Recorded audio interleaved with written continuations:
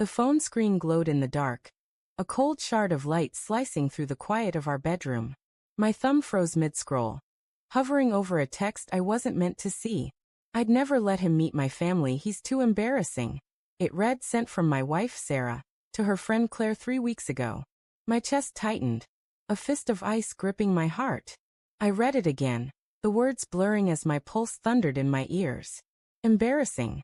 Me. The man who'd kissed her awake every morning for 7 years. The man who'd held her hand through her mother's funeral.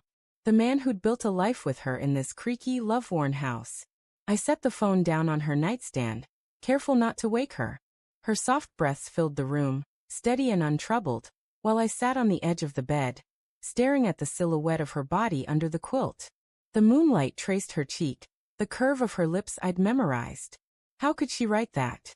My mind clawed for excuses. She was joking, venting, drunk. But the text sat heavy in my gut, a splinter I couldn't pull out. The next morning, I watched her over coffee, searching for cracks in her usual warmth. She stirred sugar into her mug, humming a tune I didn't recognize, her auburn hair catching the sunlight streaming through the kitchen window. "You're quiet today, Ethan," she said, her voice light, teasing. "What's got you so pensive?" Her hazel eyes met mine, and for a moment, I thought I saw a flicker, guilt, maybe, or fear. But she smiled, and I wondered if I'd imagined it. "Just tired." I lied, my voice rougher than I meant. I sipped my coffee, the bitterness mirroring the churn in my chest. I wanted to ask her, to demand why she'd called me embarrassing, but the words stuck like gravel in my throat. What if she laughed it off? What if she didn't? The day dragged on, each moment tinged with unease. I noticed things I hadn't before. Her phone face down on the counter, the way she angled her screen when she typed, the extra hour she'd spent at the gym last week. Small things, easily explained, but they piled like leaves in a storm, clogging my thoughts. I tried to focus on work, but my mind kept replaying her text, each word a fresh cut. That evening, she suggested dinner at our favorite Italian place, a cozy spot with checkered tablecloths and candles that flickered like secrets. "Let's make it a date night," she said, her smile bright as she slipped into a red dress that hugged her curves. I nodded, forcing a grin, but my stomach twisted. Was this her trying to make up for something? Or was I reading ghosts into her every move? At the restaurant, the air smelled of garlic and warm bread, but the warmth couldn't touch the chill inside me. She laughed over her wine, telling a story about her coworker's bad date, her hands dancing as she spoke. I watched her, trying to see the woman I loved, not the one who'd typed those words. "You're staring," she said, tilting her head, her earrings catching the candlelight. "What's on your mind, babe?" I hesitated, my fork hovering over my pasta. "You ever talk about me to your friends?"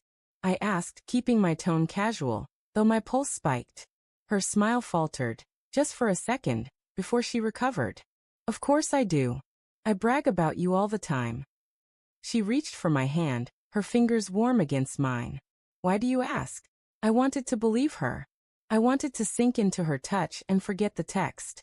But the weight of it pressed against my ribs, demanding air.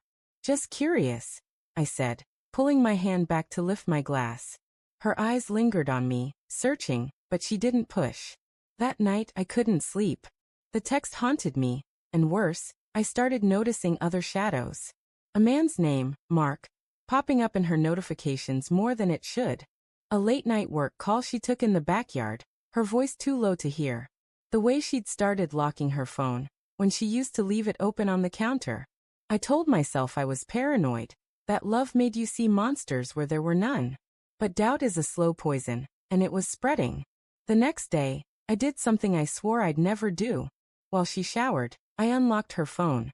Her passcode was our anniversary, a detail that now felt like a cruel irony. I scrolled through her texts with Claire, my hands shaking. There it was, the message I'd seen, but there were more. "He's sweet, but he's so predictable.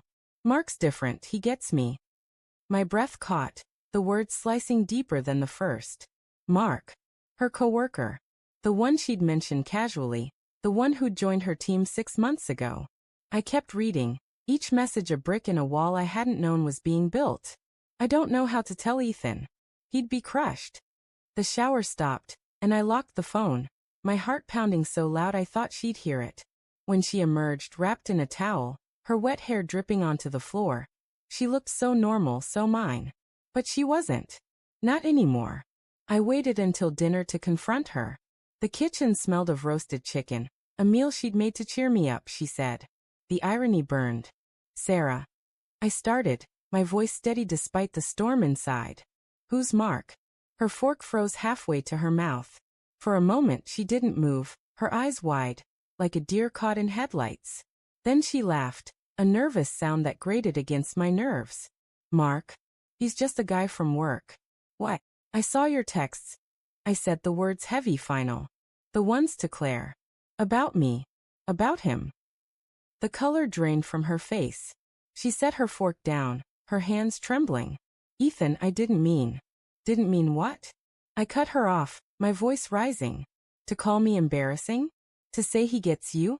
What else didn't you mean, Sarah? Tears welled in her eyes, but I didn't care. The room felt too small, the air too thick. It's not what you think, she whispered. I was just confused. Mark and I, we're just friends. I swear. Then why hide it? I snapped. Why lie? She looked away, her silence louder than any confession. And then, in a voice so soft it barely reached me, she said, I didn't want to hurt you. The words broke something in me. Not anger, not anymore, just a deep aching sadness. I thought of the nights we'd spent dreaming of a future. The mornings we'd laughed over burnt toast, the promises we'd made. All of it, crumbling. But then she spoke again, her voice barely audible. There's something else. She swallowed, her eyes fixed on the table. I'm pregnant. The world stopped. My mind reeled, grasping for meaning. Pregnant. Was it mine? Or his? The question hung between us, unspoken, but she saw it in my eyes. I don't know, she admitted, her voice breaking. I don't know whose it is. The room spun, the walls closing in. I stood, my chair scraping against the floor, and walked out, leaving her crying at the table.